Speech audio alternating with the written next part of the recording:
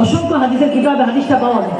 আল্লাহু আলা ঈসা ইবনে মারইয়াম, আল্লাহ তাআলা ঈসা নবীর কাছে ওহী নাযিল করলেন, ও নবী ঈসা আমিন বিমুহাম্মাদিন সাল্লাল্লাহু আলাইহি ওয়াসাল্লাম, আমার নবী মুহাম্মদ সাল্লাল্লাহু আলাইহি ওয়াসাল্লামের প্রতি ঈমান আনো।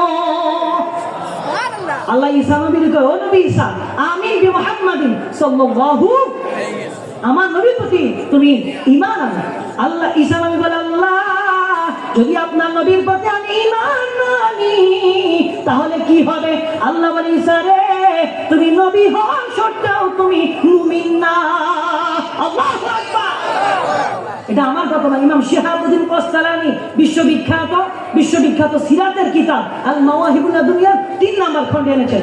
ইমাম ইবনু সাদ ওনার বিখ্যাত কিতাব তাবাকাতুল কুবরার মধ্যে প্রথম খণ্ডে এনেছেন। ইমাম হাকিম নিসাপুরি মুসনাদ আলা সহিহাইনে 3 নম্বর খণ্ডে এনেছেন হাদিস। তারপরে ঈসা নবী, আল্লাহ বলে, ঈসা রে তুমি নবী হওয়া সত্ত্বেও মুমিন না, কি না? জোরে বলেন, কি না? ঈসা নবী ডেকে বলে, আমানতু বিমুহাম্মাদিন সাল্লাল্লাহু আলাইহি ওয়াসাল্লাম, আল্লাহ আমি আপনার বন্ধুর প্রতি ঈমান এনেছি, এবার কি আমি মুমিন না? ঈসা নবী বলে, আল্লাহ এবার কি আমি মুমিন হইছি নি? আল্লাহ বলে, না না না, এখনো তুমি মুমিন হতে পারো নাই। আল্লাহু আকবার। আমার বন্ধুরা, আমার হাদিসটা শেষ করে দিচ্ছি। আল্লাহ বলে, না না, তুমি এখনো পর্যন্ত ইমানদার হতে পারো নাই। ঈসা নবী বলে, আল্লাহ তাহলে আমার কি করতে হবে? আল্লাহ বলে, ঈসা রে তুমি যেমনি ভাবে আমার নবীর প্রতি ঈমান এনেছো তেমনি করে তোমার উম্মতদেরকে জানিয়ে দাও, তারাও যেন আমার নবীর প্রতি ঈমান আনে। ঈসা নবী বলে, আল্লাহ আমি জানিয়ে দিলাম, এবার কি আমি মুমিন হয়েছি কিনা? আল্লাহ বলে, না না না, আরেকটা কাজ করা লাগবে। কয়টা কাজ? আরেকটা কাজ। এই যে আমি 1 মিনিটে শেষ করে দিচ্ছি আমার আলোচনা। আল্লাহ বলে, ঈসা আরেকটা কাজ করা লাগবে। ঈসা নবী বলে, আল্লাহ কি করতে হবে?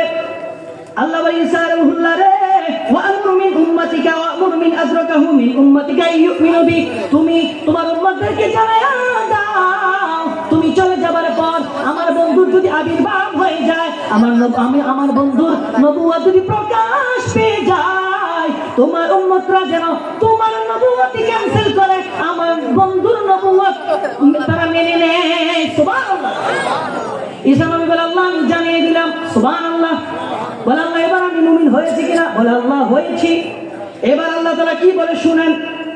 এবার আল্লাহ তাআলা বলে, ঈসা নবী বলে, আল্লাহ এই নবী এত শান বানিয়েছেন, এই নবীকে বানিয়েছেন কেমন নবী? একটু শান গুণগান কি আমাকে শুনিয়ে দেন। আল্লাহ তাআলা নবীর শান বলতে শুরু করলো। আল্লাহ হলেন বক্তা, ঈসা নবী শ্রোতা। আলোচ্য বিষয় হচ্ছে জিক্রে মুস্তাফা। আল্লাহ তাআলা বলে, লাউলা মুহাম্মাদুন মা খালাকতু আদম। আল্লাহ বলে, ঈসা রে আমি যদি আমার বন্ধু মুস্তাফাকে না বানাইতাম আদম নবীকে সৃষ্টি করতাম না। ওয়ালাউলা মুহাম্মাদুন মা খালাকতুল জান্নাতা ওয়ালান নার। আমি যদি আমার বন্ধুকে না বানাইতাম জান্নাত জাহান্নাম বানাইতাম না। তারপর আল্লাহ বলে, ওয়ালাকাদ খালাকতু আরশি আলাল মা। আমি যখন আরশটা বানালাম, আরশটা সৃষ্টি করলাম, আরশটা সৃষ্টি করে আমি পানির উপরে রেখে দিলাম। আমি পানির উপরে রাখার সাথে সাথে আরশটা কম্পন শুরু করে দিল, নাচানাচি শুরু করে দিল। আমি আল্লাহর আর বুঝতে বাকি রইল না। ফাকাতাবতু আলা সাকিল আরশি লা ইলাহা ইল্লাল্লাহ মুহাম্মাদুর রাসূলুল্লাহ। আমি আরশের পায়ায় আরশের খুঁটিতে আমি আল্লাহর নামের পাশে আমার নবীর নাম যখন লাগিয়ে দিলাম রে, চিরদিনের জন্য আরশের নাচানাচি আর কম্পন বন্ধ হয়ে যায়।